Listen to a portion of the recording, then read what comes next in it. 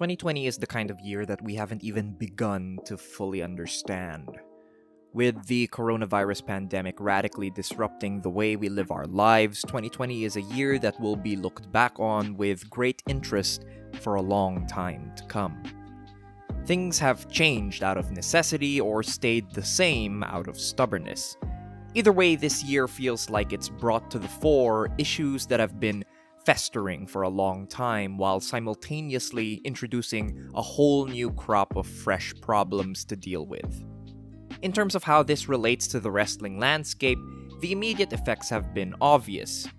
2020 was a bad year for wrestling because 2020 was a bad year for everybody. No crowds, a reduced number of shows gutting the independent scene, more and more wrestlers contracting the virus. It's a nightmare. Given that the long-term effects of COVID-19 remain mostly a mystery, there's no saying just how badly the virus might affect the health and careers of some of the most promising wrestlers in the world today. The financial disparity between the largest companies in the world and the independent scene became even clearer because of the pandemic. The two largest promotions in North America in the WWE and AEW didn't halt their shows at a time when many smaller companies were forced to, meaning that their products got to dominate the discussion of the year by mere process of elimination. Very few wrestlers truly had the opportunity to shine this year without the backing of a major promotion. Couple this with the fact that the speaking out movement exposed some of the institutional problems in independent wrestling and pro wrestling in general, and what you have in the end is a year where only a handful of people feel right being praised. This was a difficult video to put together because so much of my enjoyment of present-day wrestling took such a big hit this year. For so much of it, very little actually genuinely thrilled and excited me. A lot of problems that I might have overlooked in previous years were put into stark focus in 2020. So if you're looking for a 100% positive, no complaints video, maybe you shouldn't be watching wrestling discourse videos about the worst year in our lifetimes. Still, this is a year worth exploring and documenting, if only for how strange and interesting it is. But if between the absolute gutting of the aesthetic, the rampant disregard for worker safety, the various allegations of sexual abuse being swept under the rug, and the unfortunate passings of people like Hana Kimura and Brody Lee, you don't particularly care to hear much more about wrestling this year? I hear you. More power to you. Feel free to skip this one. For the rest of you broken-brained mad people like me, let's press on. Here's the best of wrestling in 2020.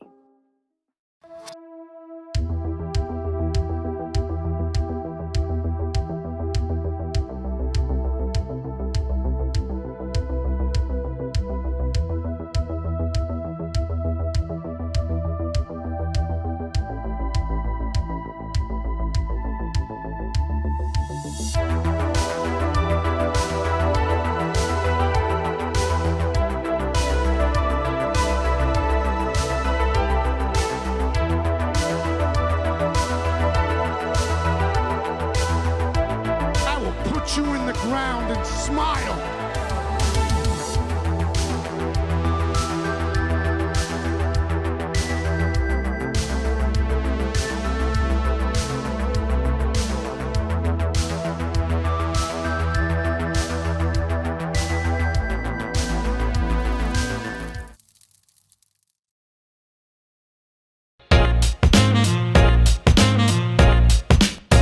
The series finale of New Japan Pro Wrestling's Bushiroad era. The company's been very much in decline since the absolute highs of the mid to late 2010s. The signs of decay have been there to see for a while now, but if everything just ended at this year's doubleheader Wrestle Kingdom, we could at least write it off as the natural denouement leading into this final moment of joy. Of course, this show finds itself on the list for Naito's climactic final journey back to the IWGP Heavyweight Championship. He entered the Dome with nothing, and left with everything in hand, closing out the show with one of the best matches of the entire year. Outside of Naito's big moment though, there's a lot of good on these cards, especially the pair of US title matches that Jon Moxley participated in. It's almost unfair to choose this as event of the year, as its position at the start of the calendar means that it's fortunately shielded from the very worst things that 2020 would bring. That's just the way the chips fell this year. But outside of the privilege of being played to a proper crowd, I just like what this show represents. The final moments of what one might deem the peak of New Japan Pro Wrestling. After this, it's all downhill, and it'll be a long while before we reach these same heights again. This award doesn't feel particularly right to give to anyone who actually ran a show during the pandemic. Regardless of if there was a crowd, if there wasn't a crowd, what measures in place or what weren't, the simple fact of the matter is that anyone who hosted a professional wrestling show in the year 2020 took an undue risk with the health of its workers and the health of its fans. With that being said, the crimes of some promotions are far more egregious than others, and at the end of the day, we still have products of varying degrees of quality to look into throughout the year. When it comes to what company was consistently putting out the best product in the world, it was a pretty close tie between AEW and our eventual winner, DDT. Neither company was perfect, and both suffered from some booking missteps that left a tarnish on their year. Despite this, both companies had incredibly strong and consistent runs of programming throughout the year that were a joy to watch. AEW's pre-pandemic output from February to March was some of the best weekly TV programming I've seen in a long time. Meanwhile, DDT's TV show was a constant source of exciting action from the company's biggest stars. At the end of the day, AEW lost this award more than DDT actually won it.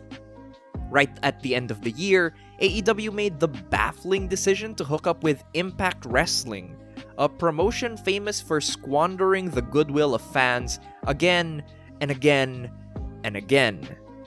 Trying to make a big interpromotional program out of something with Impact Wrestling when the large majority of their fan base wanted it with New Japan instead feels like the kind of consolation prize business decision that makes AEW feel like it's settling for less instead of constantly pushing for more. So, in the end, DDT takes the win here for being the one company that consistently entertained me throughout the year and never once left me particularly baffled or enraged. Part of that is the novelty of me investing in their product for the first time this year. That can't be denied. But if you really look at the output the company's produced, it's been high quality, breezy viewing the whole time. A couple of really good picks for this one, potentially. Astronauts are a real good pick, but they never quite peaked in the same way that Ueno and Noshimura did this year. Omega and Page have the numbers and volume for this, but their run ends in a pretty rough way by having a middling match against FTR. Nautilus wins this by being consistently excellent through the whole year. The peaks come at Wrestle Peter Pan working against Strong Hearts, but attention should be given to the way their reign ended in back-to-back matches against Eruption. Shame that Noshimura's hurt and Ueno's being groomed for single success, because I would have gladly watched more of these two in the new year.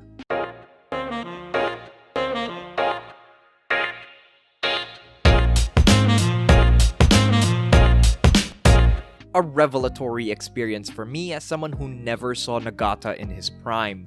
I had already been excited for this match after seeing them interact in the build-up tags, but seeing Nagata just pull off this wonderfully tough yet sympathetic performance really elevated this. I'm sure people far more familiar with this feud might consider this one of their lesser affairs, but as an entry-level introduction to Nagata, there's not much else you could ask for. My favorite of this excellent trilogy from the second half of the year. These two were the shining highlights of the New Japan roster through 2020 because they remained mostly unshackled by the lofty main event formula of the company and just got to focus on being cool dudes kicking ass. This match manages to be both a brutal smackfest as well as a sympathetic babyface climb for Shingo as he spends a lot of it selling his bad back.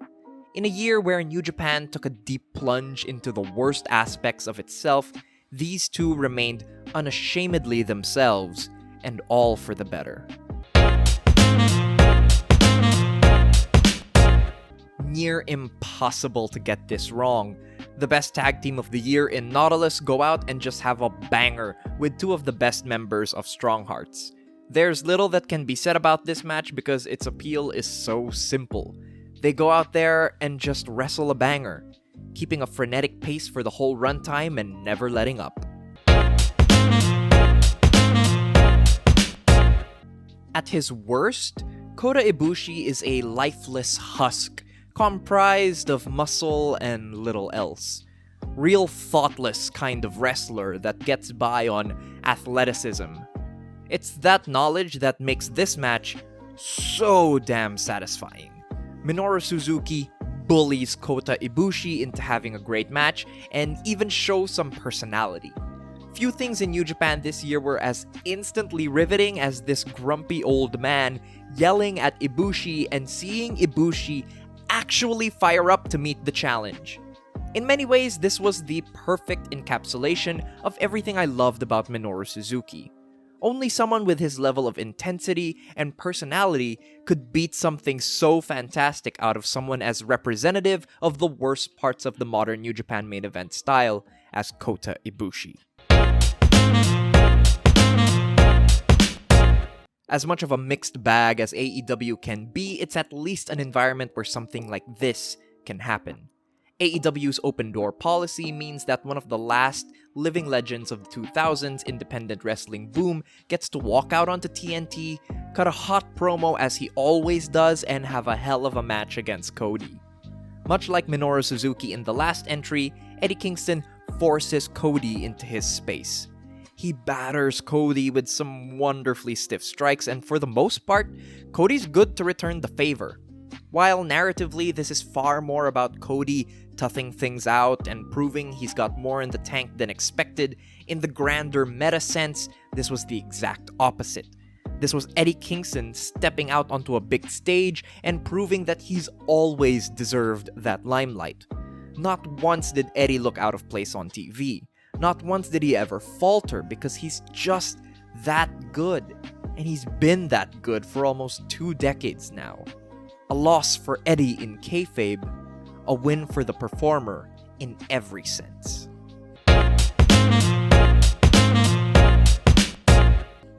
This one lands on the list because at the end of the day, all 4 of these guys are capable of really great stuff when they don't get in their own way. There's some of that here, for sure. The guys in the Elite put a lot of effort into their character storylines and lore, so that always seeps into the match even when that's to the match's detriment. For the most part, though, this was just really great action that somehow supported the weight of its insane runtime. There's wild bumps, crazy pacing, and just a real decent sense of elevation and meaning to everything as it continues. While I don't love the narrative aspects of this in the way some others probably do, there's no denying that the big moments and bumps do a lot for this match.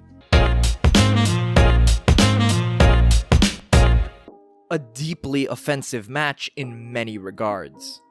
Offensive for taking place in the desolate wasteland that is NXT UK, a brand that once acted simply as a cynical capitalist means to crush a blossoming independent scene that now has the added appeal of being a haven for abusers. Offensive for attracting any eyes and attention to that show, which was devoid of creative appeal to begin with, but somehow only sank lower with the events of this year. But most of all, infuriating for succeeding in spite of all those things. Walter is a fantastic professional wrestler, a fact that makes his willing participation in this whole thing all the more maddening.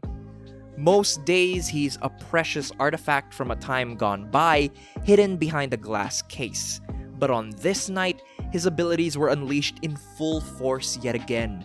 brutal, stiff, and impactful in a way that transforms the simplest pieces of offense into cringe-inducing moments of physical torment upon his opponent. Ilya's decent in this match too. He gives as good as he gets in terms of throwing stiff shots, but he's easily the weaker half of things here.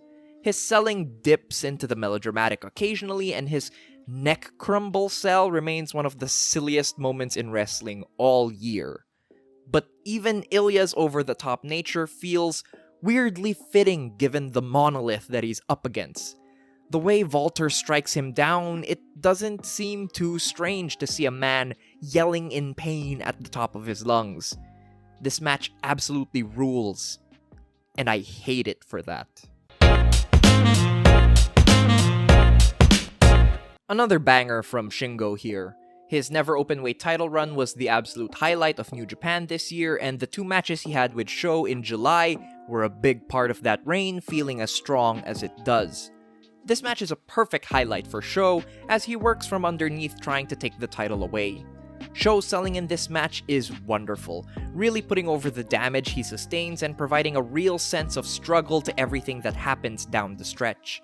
Shingo is predictably great as well, acting every bit the imposing champion needed to put over the importance of the matchup. A fantastic match that doesn't even go 15 minutes.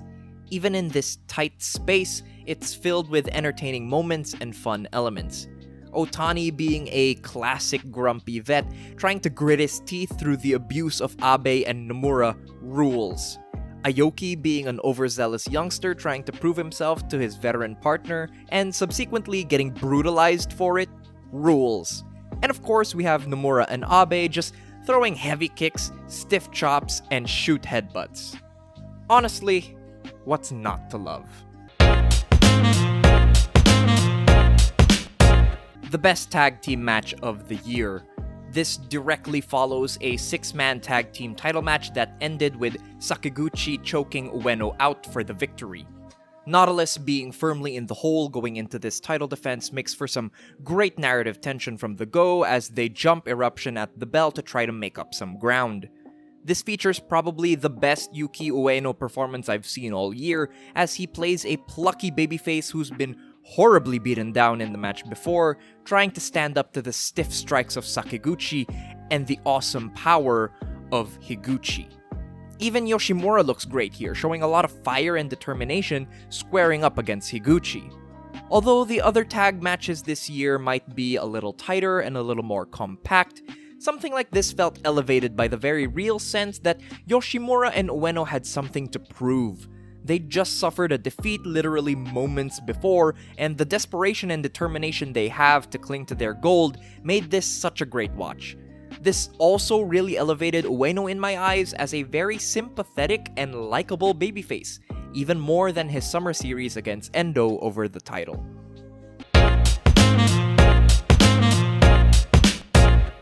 Wrestling at its finest surpasses logical thought and just makes you believe. It's a fleeting moment, and usually it's not one that's rewarded. More often than not, it leads to reality crashing back down in the end. This match is one of those moments. Eddie Kingston had spent the last month of TV stealing the show on Dynamite with his powerful promos. The programming was easily the most emotionally investing thing that AEW's put out all year. So when Eddie Kingston came out to Daily's Place on this night, clad in green and silver, the colors of Mitsuharu Misawa, it made me hope. It made me hope that maybe Eddie knew something I didn't. Maybe tonight he assumed the role of Misawa, becoming the ace in the second largest company in the world after years grinding on the independent scene. Unfortunately, that doesn't come to fruition, but the fleeting belief that it might was powerful. Even in retrospect, watching this knowing the results to come, this is an excellent match. It's bloody and scrappy the whole way through. It creates an atmosphere of violence, not just with chair bumps and barbed wire bats, but with small things like biting and punching. It doesn't overstay its welcome, and it's the last great match of Jon Moxley's title reign. This match suffers for Eddie Kingston losing his big shot at a mainstream world championship, all in service to an Impact Wrestling AEW crossover that nobody asked for. But as a moment, as a contained memory of hope and celebration of one man's long journey to the top of his industry, this match works. The best match to happen in Japan on January 4th. I don't have a particularly strong connection to the work of either of these men, which makes this match all the more impressive. This is a fantastic piece of pacing and structure. Kiyomiya's the young upstart who has a lot of expectations on his shoulders, especially as he's now won the GHC heavyweight title. But Go Shiozaki is a man who is deeply rooted in Noah's history, with a lineage directly linked to the company's creative and commercial peak. Kiyomiya works to disarm Go's favored weapon, the chop. There's a lot of arm work and Go sells it well, but eventually the veteran begins to make his comeback and put the younger wrestler through the ringer. Whether or not you know much about either of these guys, there's clearly a lot of thought and care that went into this match, and it shows in the finished product. Even as someone with practically zero investment in the Noah product, I couldn't help but want to see Go pull off the win towards the end. With only one other exception, this was the best title match that happened in Japan all year, by a pretty wide margin. The best Kenny Omega performance all year. Omega's a real coin flip of a wrestler for me. Many times I find him annoying and obnoxious, but when he's on, he absolutely lives up to the hype of being one of the best wrestlers anywhere in the world today. On this night in February, in the best week of Omega's entire year, he put on an absolute clinic against Pac. This match showcases all of Kenny Omega's best features as a performer. His offense is dynamic and explosive. When the second act calls upon him to be a battered babyface, he bumps and sells for Pac in such an expressive way that it elevates Pac's already top-notch arsenal of moves. And let's not leave Pac out of this conversation either.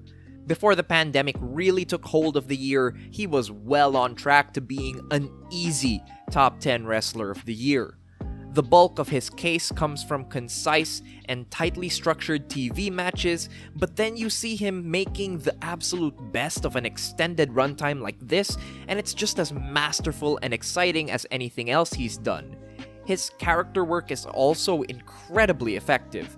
Despite being the internet fans' wet dream, he gets the live crowd in the arena to boo him on this night, as he takes shortcuts to abuse the Iron Man rules set and put Omega at a deficit.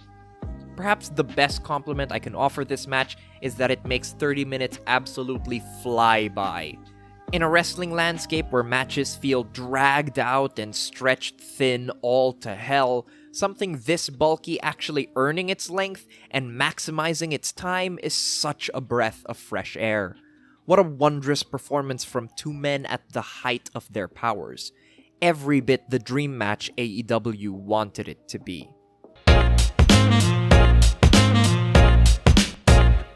You give the best wrestler in the world any significant amount of time on a major stage and it produces magic. Yes, we've seen Bryan pull great matches out of opponents far beneath him in terms of ability, as he did last year when he created a WrestleMania classic against mid-carder for life Kofi Kingston. But here, we see him against someone that he's clearly had his eye on for a long time and who can match him hold for hold in something a little more intricate. The narrative of the match is simple. Drew Gulak considers himself to be the newest technical master in the WWE. He has gone on record to say that Bryan has influenced the way he wrestles in the ring, and as a result of dedicating so much time to studying Bryan, he claims to have spotted all the holes in the man's game. As things start out, this dynamic comes to the fore. Gulak's ready for Bryan. He's able to match him on the mat, he's able to counter some of Bryan's signature stuff, he's even able to use some of Bryan's old techniques and maneuvers against him. Bryan is notably shaken by this in the early goings of the match, realizing that Gulak wasn't just talk after all. Gulak is vicious in this match, targeting Bryan's historically bad neck with some hellacious suplexes. Bryan, however, is the greatest wrestler of all time. When Gulak gives him a single inch by trying to be just a little bit too clever, Bryan clamps down on him and gets the win. You can study the greatest, but that doesn't make you the greatest. It's amazing the kind of complexity that Bryan's able to produce on a pay-per-view opener that doesn't even breach the 15-minute mark, while so many others struggle to get half as much interesting action and storytelling out of 20, 30, 40-minute matches. It's the kind of magic that puts Bryan into a class of his own, and Gulak is just the kind of thoughtful wrestler that can go in there and look like he's holding his own against the very best the business has ever seen.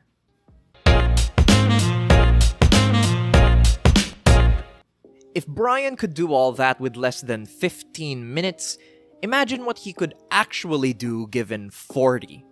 Taking place just a few days before an Edge-Orton match marketed as being the greatest wrestling match of all time, Bryan and AJ put in the work to make an embarrassment of that statement. This match makes me nostalgic in the best way, reminding me of a time in wrestling that I love so much. AJ Styles and Daniel Bryan, two people who were driving forces behind the rise of the American independent scene in the 2000s. Two men who have, in their own ways, greatly influenced the wrestling landscape as we know it, being given the space and time to create something amazing. This match feels like a mid-2000s ROH World Championship match somehow transported to 2020. Whatever cosmic error landed this anachronism into this hell year did us great favors. Layered and well-structured, this match features dueling limb work, grotesque mat work, touches of violence, and all without leaning too heavily on the finisher overuse that so many like to blame the independents for. These are two masters of a style that others have so diluted and bastardized, showing everyone how to do it right. WWE often lies to us by trying to tell us that the Intercontinental Championship matters still. It doesn't. It hasn't since 2016. But on this night at least, the Intercontinental Championship was contested in one of the best matches of the year, and will always have that. Tell a lie enough times, and it can become true, even for just a moment.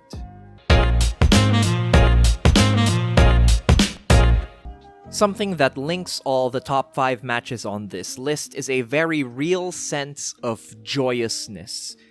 In a year that has been filled with so much drudgery and suffering, it's vital to cling to things that bring joy. This is a match that only gets better with every viewing.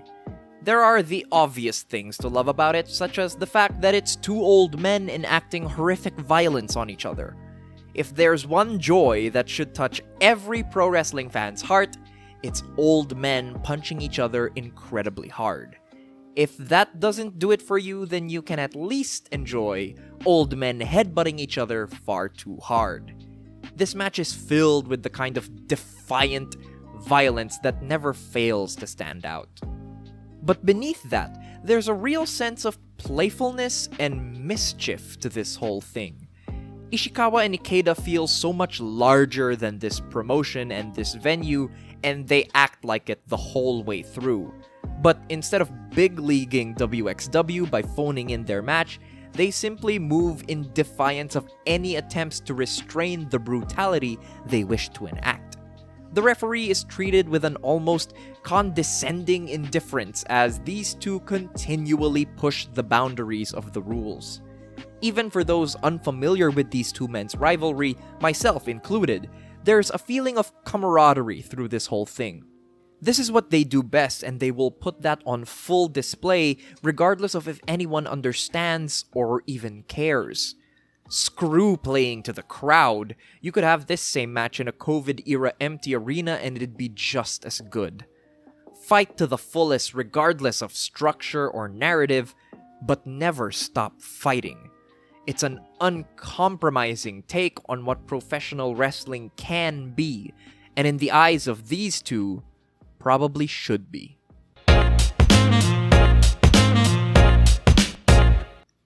I don't think any match this year really captured the optimistic hope that AEW's been trying to exude since its creation much better than this did. Though they stumble, AEW has never really shied away from pushing wrestlers who develop a quick and powerful connection to their audience. From his very first appearances with the company, Orange Cassidy has had that connection with the crowd. It's one that may have started ironically, but quickly transcended into something very real and sincere. You just like the guy. It's as simple as that. AEW protected Orange Cassidy's value as an act by holding off on debuting him in a singles contest until this past February, and he couldn't have asked for a better opponent. Pac's constant rage and dynamic offense made him the perfect straight man to foil to Orange Cassidy's comedy shtick. Again, Pac channels his best heel mannerisms here to truly make himself as detestable as possible by putting a beating on the most beloved babyface in the promotion. This was the perfect moment. Cassidy had already won over the AEW fans with his comedic character work, but on this stage, he got to show off the fast-paced, lucha-influenced in-ring work that he's been mastering for over a decade now. He was everything a babyface should be: determined, sympathetic, and skilled. You want to believe in him, and Pac sells for him wonderfully. Despite being the eventual winner, Pac very much learned some humility in the process, realizing that he came incredibly close to being defeated by someone that many consider a joke. It's just a real classic wrestling story here. The cocky heel underestimates his opponent and gets embarrassed, forcing him into a place of desperation. This isn't a carry job. This isn't a joke. This is a substantial masterwork of structure, pacing, and selling from both men involved. Marvelous. What a gift this match is. Something that just a couple of years ago seemed impossible was given to us this year in just about the best possible form that we could ask for without a time machine. In a day and age when independent wrestling doesn't really have the space and room to grow, and the WWE has gotten ever more ruthless with its acquisition and hoarding of talents, the possibilities for dream matches are extremely limited. And I don't just mean tantalizing matches between unsigned talents, I'm talking about real, genuine dream matches that hold an almost mythic value to them. Something akin to Joe vs. Kobashi in 2005 that feels grand and major in scale. Does this match live up to the Joe Kobashi reference? Not quite, but it's in the same realm, for me at least. Minoru Suzuki is a living legend, having one of the best years of his life, and no one in modern pro wrestling is positioned to be as big of a deal as Jon Moxley. Mox's mere presence on this card is a testament to his value as a worker. He gets to have the matches no one else can, while still being presented as the top wrestler in the second largest company in North America. With all that being said, the match itself is delightful. It's not perfect, sure. There's moments of drag, and a lot of this borders on silly. But what's great is really great. Suzuki's always been an expressive wrestler, and this was the biggest he felt all year. Trading blows with Mox, withstanding Mox's lariats, bashing himself in the head with broken table scraps. If you think it's silly, fine. Minoru Suzuki makes it work because there's rarely been a single moment when I don't believe in something he's doing in the ring. Moxley was motivated as all hell, working in there with someone he clearly looked up to. He brought the heat and appropriately sold his ass off for Misu when the action called for it. Much like the Ikeda-Ishikawa match a few entries back, this benefits from both workers just looking like they were having a grand old time beating the hell out of each other. Their joy was infectious. It made me giddy and excited in a way that's rare to achieve with wrestling these days. At one point, this was my match of the year, Such was the power of its instant appeal. Time dulls all things though, even joy, but there's still things left to celebrate here with the third best match of 2020. This was the culmination of the Bushiroad era of New Japan Pro Wrestling. After Okada took the reins from Tanahashi for good at Wrestle Kingdom 10, this was the next biggest milestone the company felt that it was moving towards. Unfortunately, the company failed to make good on that promise in 2018, and the 2 years since have felt like a turtle's crawl towards this inevitable point in time. Still, for something that was a product of a delayed booking decision, this came off wonderfully. Naito entered the 2-night Wrestle Kingdom events with nothing and now had the chance to walk away with everything.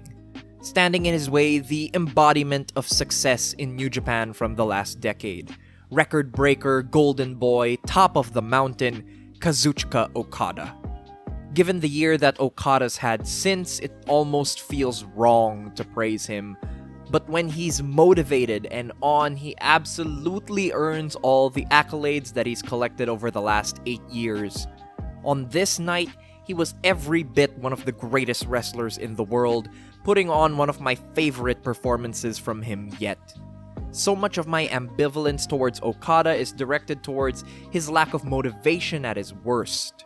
I don't mean in that he's lazy in the ring, although that is occasionally an issue as well, but rather, he's so thoroughly cemented at the top of New Japan's hierarchy that it hasn't felt like he's had anything worth fighting for in the last 2 or 3 years.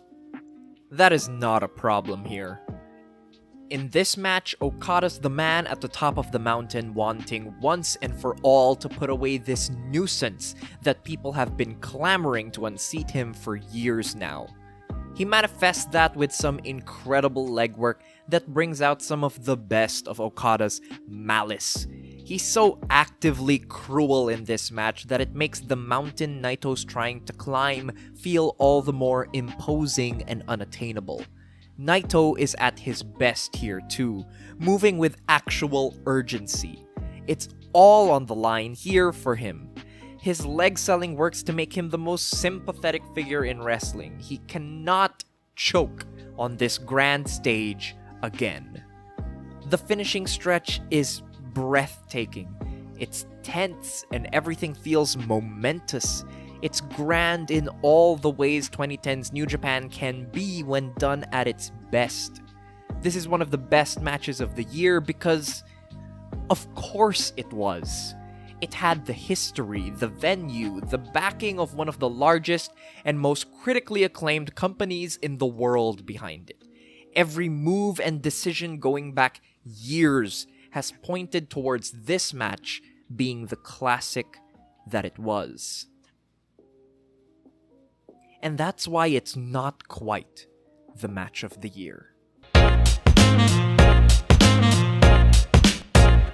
Is this the best wrestling action you'll see all year? Not really. Something like Daniel Bryan's major matches will give you much more intricate and layered ring work. And yet, is this the most emotionally satisfying match of the year? Probably not, especially when Naito finally achieved such a long-delayed victory. And yet, is this the most concise, breezy piece of work out there? Well, just look at its near 60-minute runtime. And yet, no piece of wrestling this year has occupied my mind quite as thoroughly as Go Shiozaki versus Kazuyuki Fujita. Two men that I had no real active fondness for when I saw this match for the first time. For some unknown reason, these two decided to have the most fascinating pro wrestling match of the entire year. Before I continue, it is imperative that you see this match first. I don't often bother with spoiler warnings since this is a channel dedicated to criticism. It's expected that I'll discuss things that venture into that territory. But please, I urge you, if you've never seen this match, go out of your way to see it right now. And watch the whole thing too. Don't be a coward. It's important that you experience it in full.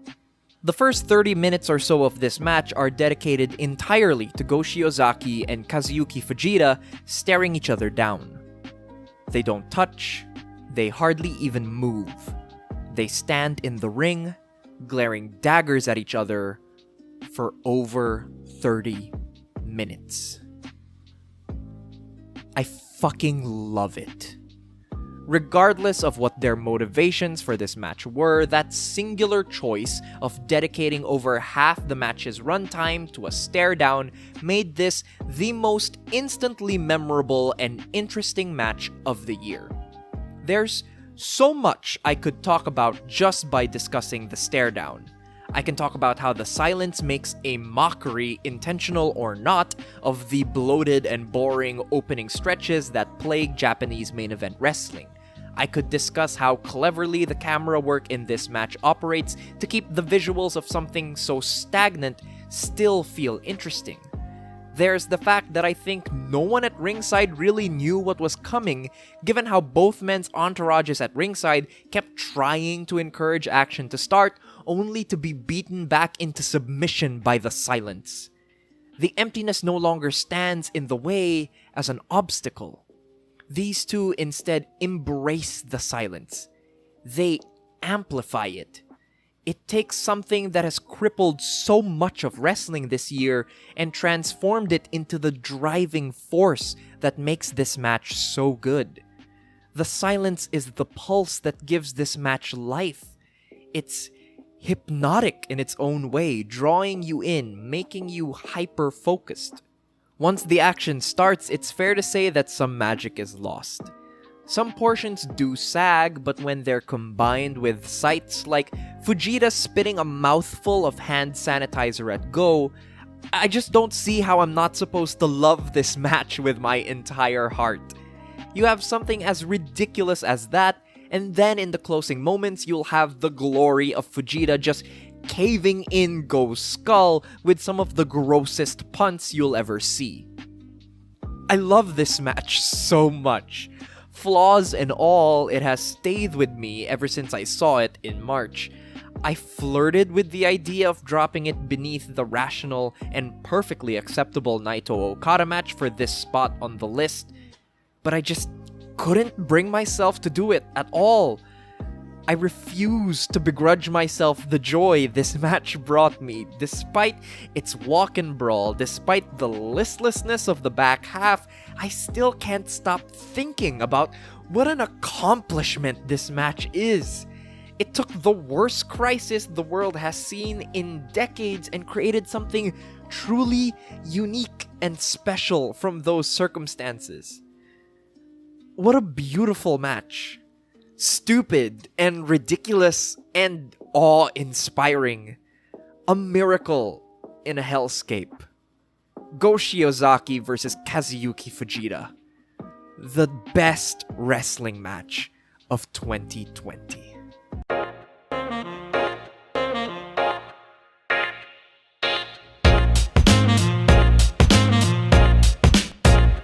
I really struggled over whether or not to include Go Shiozaki on this list. In spite of all his best qualities, his output this year has been the very definition of hit and miss for me. On the one hand, 2 of the 10 best matches of the entire year, including the match of the year itself. On the other, I can't help but just kind of scratch my head at some of his more lauded work from the end of the year. At the end of the day, Go makes it onto this list because I've never actually disliked him in any of the matches he's in. He's let down by bad booking, forcing him to go over long, and by having to work against less than ideal opponents in less than ideal circumstances. Every time he's actually working, I like the guy. Chops hard, sells the arm well, real easy kind of guy to empathize with. But perhaps his best quality is exactly what he says it is. He is Noah. That's not just a catchphrase, it's a statement of fact. In a time when the promotion seemed to regain steam and goodwill from the fans after such a long time, there was Go at the forefront. Held together with duct tape, arms falling off his body, stuck in matches that are handicapped beyond his control.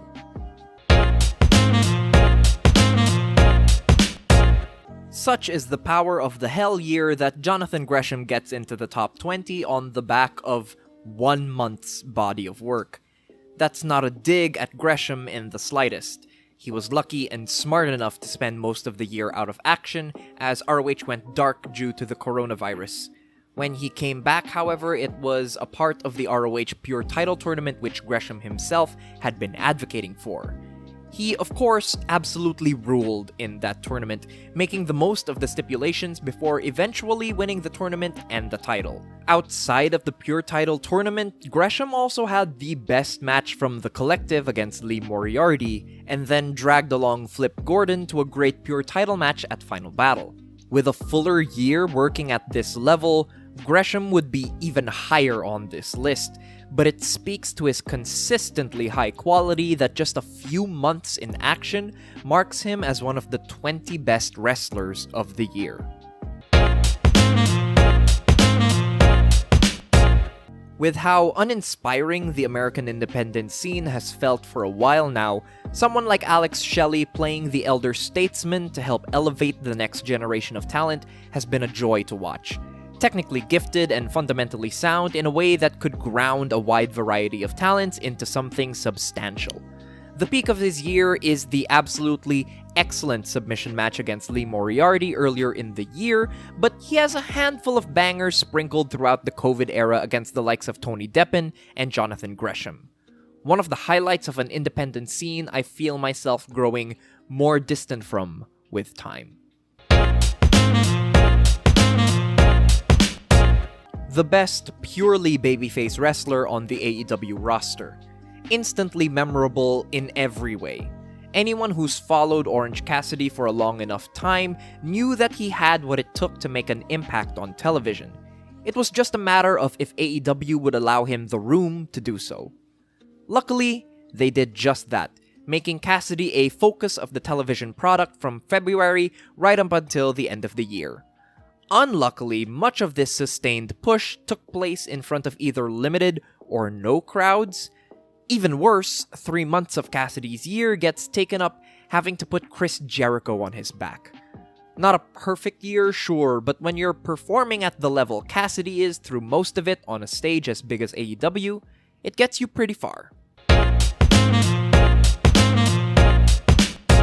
Probably the most exciting young prospect on the indies today. Moriarty started getting buzz at the tail end of 2019 after his series of matches against Alex Shelley. That culminated this year with a wonderful submission match between the two. Moriarty stayed busy, appearing for pretty much every major indie in the States. His crowning achievement outside of the Shelley match is being my personal favorite performer at the Collective, having 2 great matches against Daniel Makabe and Jonathan Gresham. He rounded out the year with an excellent match against Daniel Garcia for Limitless Wrestling, and I can only hope for more quality stuff to come in 2021.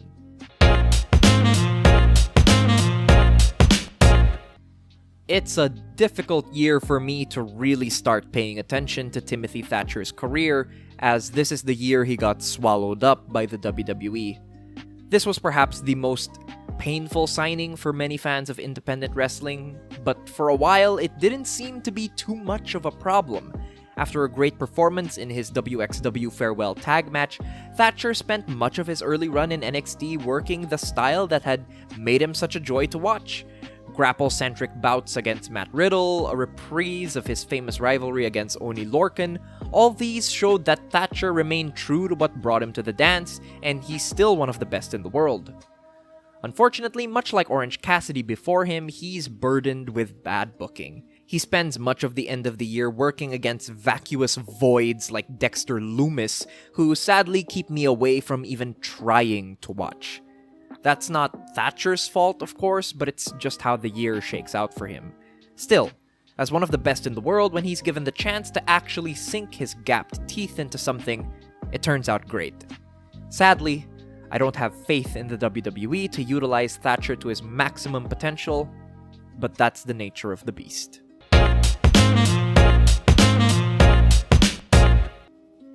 When you get to book yourself in the company you created, it usually ends up with you being placed in a position to excel. That's exactly what Cody did. Unburdened by the need to chase the world title, Cody excelled as the upper mid-carder attraction on AEW shows. He started strong this year by having the first great match of 2020 against Darby Allin. The ensuing trilogy between those two was consistently a highlight on AEW programming. Meanwhile, Cody acted as a credible and generous worker to establish new acts in the company, whether that meant debuting Ricky Starks and Eddie Kingston to the company, or letting the late great Brody Lee murder him in 3 minutes for the TNT title. Cody's allowed himself to lend a lot of credibility to people up and down the roster. Add in the gimmick match bangers like the Lumberjack match against Orange Cassidy and the Dog Collar match against Brody Lee, and you've got a really strong year's work for the newly rechristened Mr. Rhodes. As much as I love Tomohiro Ishii, the fact that he lands this high on the list for 2020 feels more like an indictment of the year and the promotion he's in, rather than an endorsement of him as a worker. That may sound harsh, but the fact of the matter is that Ishii wasn't exactly positioned well this year, and he is slowing down. Those that say his matches are formulaic aren't wrong either. The thing is, though, that I really love that formula. Contrasted against the bloated New Japan main event formula, Ishii's go-tos of stiff elbow strikes and gritty offense shines wonderfully. He has the excellent New Year's Dash tag match at the start of the year, a very good Never title match against Shingo, and then, as usual, excels in tournament matches in both the New Japan Cup and the G1 Climax. As has been the case for so many years now, Ishii's the picture of consistency. And in a time of such volatile transition and change, someone as reliable as Ishii gets to shine. Not the most dazzling resume you've seen all year, but a high bar of quality with almost zero misses will get you far in a year as turbulent as 2020.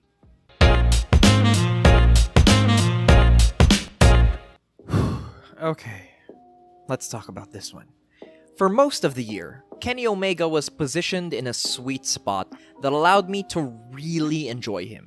He was kept far away from the World Championship and was placed mostly in tag matches as a champion alongside Hangman Page. This curbed his worst tendencies by reducing the number of times he could overreach on an epic-style match while still highlighting his impactful offense in short bursts as part of a team. It made the few singles matches he did, such as the wonderful Iron Man match against Pac, stand out all the more.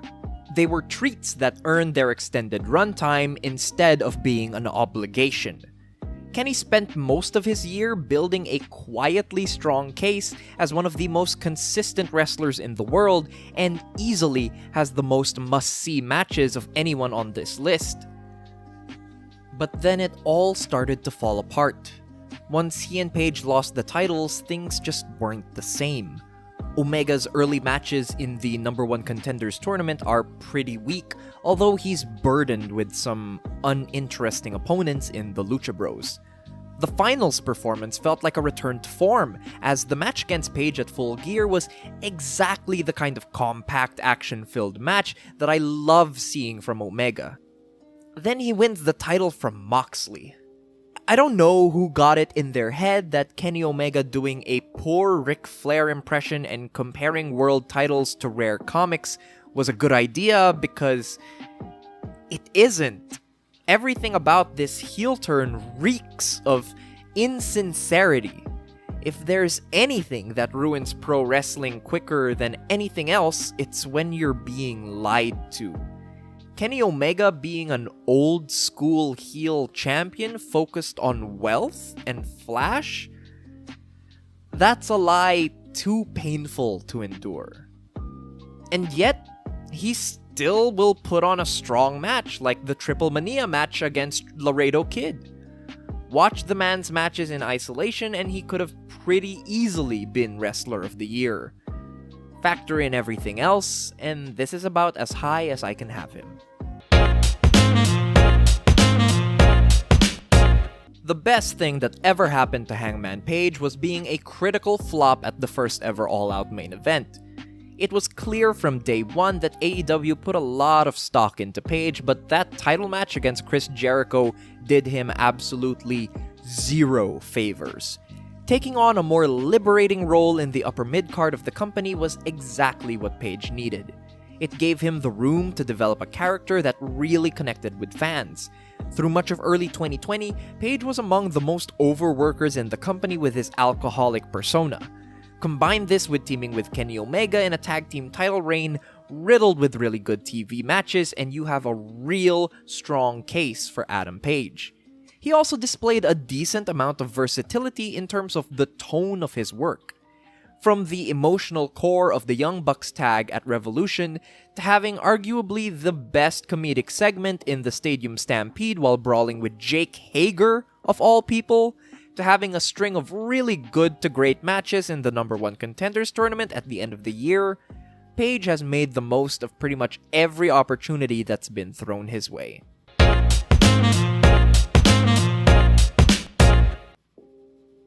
The top man in the promotion of the year inevitably finds his way onto this list. Endo's run with the KOD Openweight Championship has had its share of ups and downs. It started decently enough with Endo having about as good a match as you can have with Masato Tanaka. Endo spent the first few months of his reign in a fun but not quite great rivalry with Yuki Ueno. While the matches never quite soared to the peaks of quality, it became clear though that him and Ueno have some very strong chemistry that's something to look out for down the line. Outside of his single stuff with the title, there's also some strong tag bouts in here. A Damn Heart 6-man title win against All Out early in the year, and then losing the belts to Eruption later on TV show made for great watches. Although the Ultimate Party main event against Daisuke Sasaki fell flat for me personally, he showed a lot of quality through the Do Grand Prix, with strong performances against Ueno yet again, Kazusada Higuchi, and Jun Akiyama. Who'd have guessed being positioned as the top wrestler in the best promotion of the year could do someone so much good?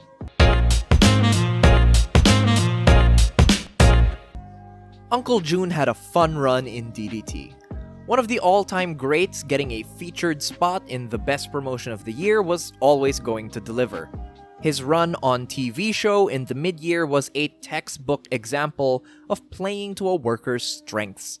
Akiyama impressed time and time again with quick, sub-10-minute matches against the likes of Mizuki Watase and Makoto Oishi, before absorbing them into his Junretsu stable. Then there's of course the feud against Takashita and All Out that takes up most of the back half of the year. Akiyama's such a great presence through all of these bouts, limited as his time in the ring may be. He exudes importance and stature, which makes him an ideal legend figure through the year. His age gets exposed slightly by his 2 lengthy matches against both Takashita and Endo, but then he's back to crushing it in smaller bouts in the Do Grand Prix against Shunma Katsumara and Kazusada Higuchi.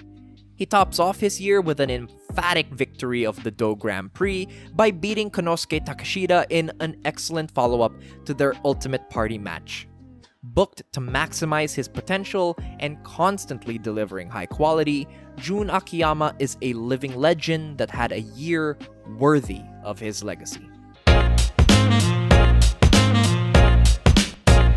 Soup makes it onto this list mostly off the strength of one rivalry. A large majority of Takashita's presence on this list is thanks to the many great multi-man tags between All Out and Jun Akiyama's Junretsu.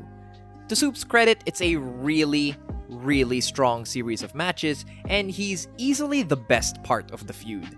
The volume of great matches builds over the summer as Akiyama and Soup build towards their inevitable singles match. By the time the singles match finally comes around, Soup is easily putting on the best performance in it, having a wonderful bout of selling to put over the veteran. Soup also boasts a handful of really good matches through the entire Do Grand Prix, selling his bad arm throughout. fun bouts against Chris Brooks, Yukio Sakaguchi, and Harashima, all leading to him having his rematch against Jun Akiyama. In that rematch, those two improve on the Ultimate Party affair and put on a very focused, well-structured bout to close out the year. Despite being kept out of the title picture for 2020, Soup remains one of the best workers in DDT and a reliable presence for the promotion moving forward.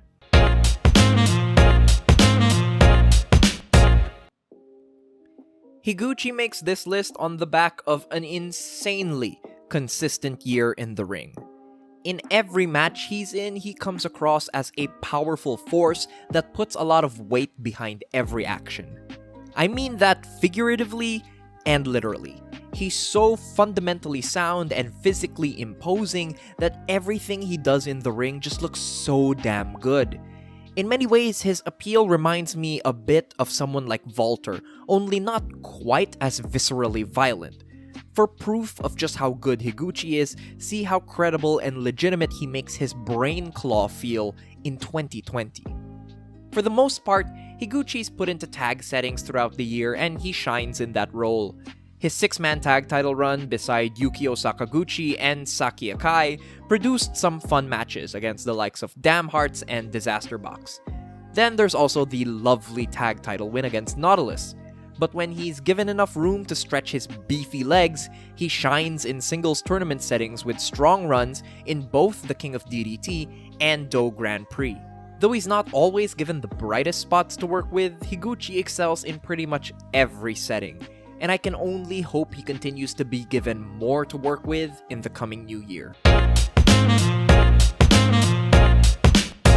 One of the big surprises of 2020 for me has been Yuki Ueno, who put together quite a strong case for himself with his work in DDT. It's clear with how he was positioned that the promotion sees a lot of upside in Ueno, and they give him plenty of opportunities to succeed this year, whether it's from holding the tag belts for much of 2020, having a series of matches with the top champion in Endo, to winning the Universal title at Ultimate Party.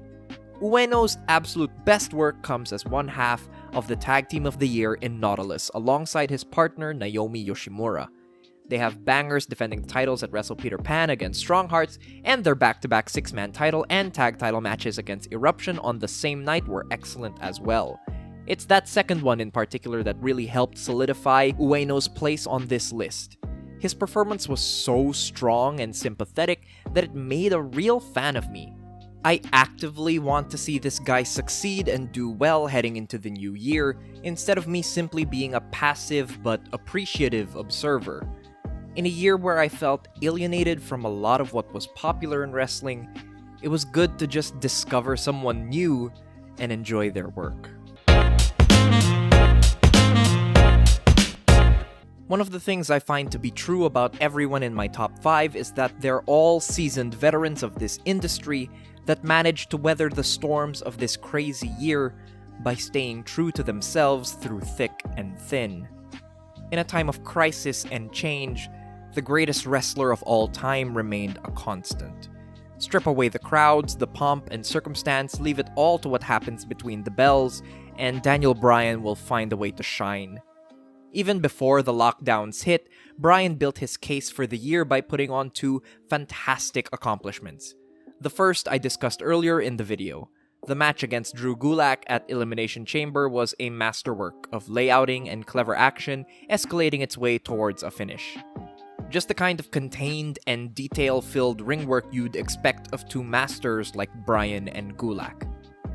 The second accomplishment might be even more impressive, even if the match itself doesn't quite reach the same standards. At the Royal Rumble, Bryan achieved the unthinkable by having a 4-star match against The Fiend. Bryan pushed past all the smoke and mirrors and silliness that surrounds The Fiend and got the man to just work a simple heel-face match where the two of them beat each other raw with a leather strap. Putting The Fiend on his back and carrying him to the only great match the character has ever produced is one of the most awe-inspiring achievements any wrestler has accomplished this year. No shock that it took the GOAT to do it. Strangely, It's when the coronavirus lockdowns really hit that Bryan was given the room to breathe. With the WWE's roster depleted, someone that could have really great TV matches on a regular basis was prioritized.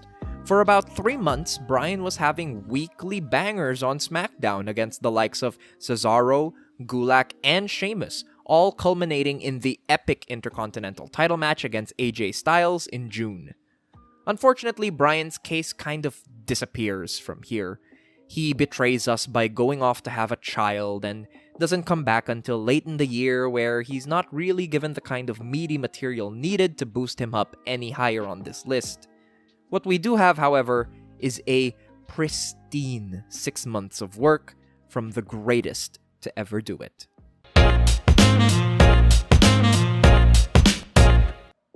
One of the few blessings of 2020 was the wrestling industry finally sobering up, acknowledging a truth that has been known for over a decade now, and putting Eddie Kingston on national TV. From the very first moment that Eddie stepped out onto the stage at Daly's Place, he became the instant highlight of AEW's weekly television. Fans of Kingston's work have known for a long time now that he's one of the best talkers in the world. AEW was smart enough to capitalize on this, consistently providing Eddie mic time. And when you let Eddie speak, it's no big shock that the fans learn to love him. The highlight of Eddie's year is of course the feud with Moxley.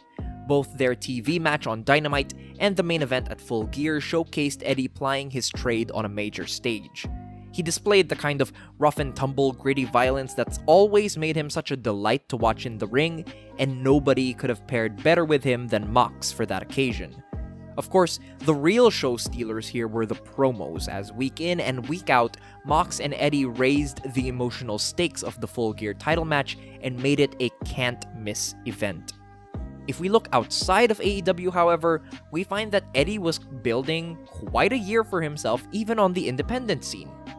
His run in the 16-carat tournament for WXW was excellent. Kingston put on 3 nights worth of strong matches, making him one of the top highlights of that weekend. He also has the ICW No Holds Barred match against Brett Eisen, which is a wonderful match for stiff strikes and subtle selling. That Eddie followed up that match with the promo that would catapult him onto weekly TV speaks to the kind of magnetic charisma that this man has. No one in pro wrestling is realer than Eddie Kingston. Everything he does in and out of the ring exudes authenticity. It's one of the things about Eddie Kingston that makes him so easy to invest in as a performer. There is rarely any line between the performer and the persona that we see on screen. What you see is what you get, and that kind of certainty is the most precious thing of all in an industry based on artificiality. No one in 2020 has been as emotionally engaging as Eddie Kingston this year, and as long as he has a mic in his hand and enemies to punch at, that's not something that's going to change. Jon Moxley was the most important wrestler in the world in 2020. This was exceedingly clear in the first half of the year, as he was a highlight of the 2 largest promotions in the world not run by Vince McMahon. Moxley in early 2020 not only made himself feel important, but by extension, he made the entire wrestling industry feel just a bit more exciting than it had before. There's the obvious things, such as being able to have feature matches in the Tokyo Dome and Osaka-jo Hall before even winning the AEW World Championship in February. But there's the little things too, such as Moxley wearing his eye patch across both promotions to sell the injury angle against Jericho. Something as simple as that helps break down the mental barriers it's easy to put around each promotion and make them all feel interconnected as pieces of a larger sport. Everything was looking like it was laid out for Moxley to have one of the biggest years in wrestling in a long time. He was set up to have a major match against Zack Sabre Jr., he had big independent dates set up in Europe, and then 2020 happened. From here, Mox gets confined to working just AEW. He at least does it well, having strong title defenses against the late great Brody Lee, a very good all-out main event with MJF, and the aforementioned Sizzler against Eddie Kingston. He even gets to have a brief moment making the wrestling world feel big again by wrestling in the Bloodsport main event at The Collective against Chris Dickinson. It's all strong stuff both in the ring and on the mic, but I do feel like Mox's year suffers just a little from living in the shadow of what could have been. None of that is Mox's fault, it's just how the cards were dealt. Unfortunately, the year doesn't wrap up quite so neatly for Mox. He drops his title in service to a Kenny Omega heel turn that I'm not that hot on, and then he quietly goes away. Not the best impression to leave just as things wrap up. That being said, I don't think there's a lot you can really hold against Moxley in 2020. Having him as Wrestler of the Year makes complete sense on paper and as a fan. But there were just enough question marks around his case that land him at number 3. The top 2 are people who blazed a trail through the year, leaving little doubt as to where they should place. Shingo don't miss. He don't. Shingo's presence on this list comes down to very simple things: quality and consistency. He had the most high-end matches of anyone else on this list. He starts the year hot by having that fantastic tag match at New Year's Dash, and then he just doesn't let up. By the time he wins the Never title from Goto at New Beginning, he's set to have the best possible year in New Japan. Outside of his 2 Ishii matches, he's unburdened from the pressures of the New Japan main event style, and he can just have hard-hitting, fun matches. I don't think Shingo has a single match for the Never title this year that isn't worth seeing. The highlights do include the Show and El Desperado title defenses, and his trilogy of matches against Suzuki. Outside of being the hard-hitting, fast-paced bouts you expect from the Never division, Shingo actually brings a decent amount of variety to these matches. He finds himself as both the domineering champion and a wounded underdog. He's selling his leg, his arm, his back. I don't think he's had a bad match all year, and in fact, he's one of the few people who was able to get an Okada match worth seeing after the Tokyo Dome. That in itself is an achievement worth shouting to the heavens about. Shingo is quite simply the most watchable wrestler of the year. Put on any of the bouts he's had in 2020 and you're going to have a good time. It's really that simple. It's such an airtight case that I flirted with the idea of putting Shingo at the top of this list. Again, much like Mox, he's the kind of pick that I wouldn't be mad at if anyone else chooses him. But it's 2020, and this year most of all, I wanted to be honest about the things I truly enjoyed the most.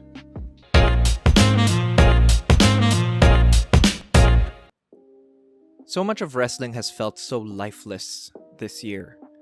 With the combined horrors of the world bearing down upon the industry, there wasn't a lot of stuff going around that could inspire the real, simple joy of pro wrestling done at its best. Crowds were gone, shows were zapped of their energy, things felt hollow. Even now, as promotions all over the world shamble towards having crowds again, that same sense of emptiness can linger on a lot of what's out there to see. Never once did that feel like a problem with Minoru Suzuki. Few people have combined all my favorite aspects of professional wrestling together this year better than Minoru Suzuki. He strikes the perfect balance between expressiveness that teeters towards the ridiculous and the kind of legitimate violence that helps him earn his credibility. When people complain about Minoru Suzuki being too goofy and silly for his own good, it's easy to dispel those problems when you recall his legitimate background and just actually watch the way he hits people. I think what I appreciated most about Minoru Suzuki, however, was the sense of joy that fills his matches. There's a gleeful celebration of violence in so much of his work that's just so infectious. Few matches capture this better than his match against Jon Moxley in February.